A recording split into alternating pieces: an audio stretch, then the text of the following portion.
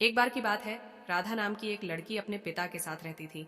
उसकी माँ बचपन में ही गुजर गई थी। वह अपने घर का काम करती, फिर कॉलेज जाती थी।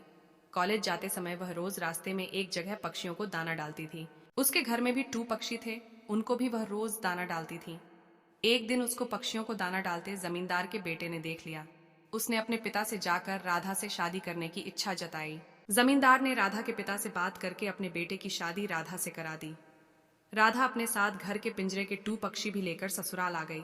वह उन पक्षियों को रोज दाना डालती थी। राधा की सास को यह बिल्कुल भी पसंद नहीं था। वह उन पक्षियों को परेशान करती थी। वह उनका दाना पानी जमीन में फेंक देती थी। एक दिन राधा की सास ने पक्षियों का पिंजरा ही जमीन पर फेंक दिया।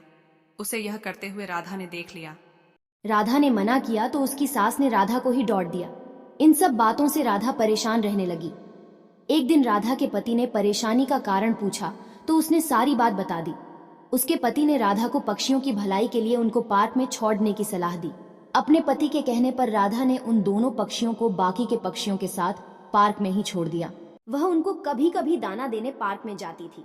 अब सभी पार्क के पक्षी राधा के अच्छे मित्र बन गए थे। पक्षी अब राधा के घर पर भी आने लगे। राधा की सास को जब यह पता लगा तो वह गुस्सा हुई।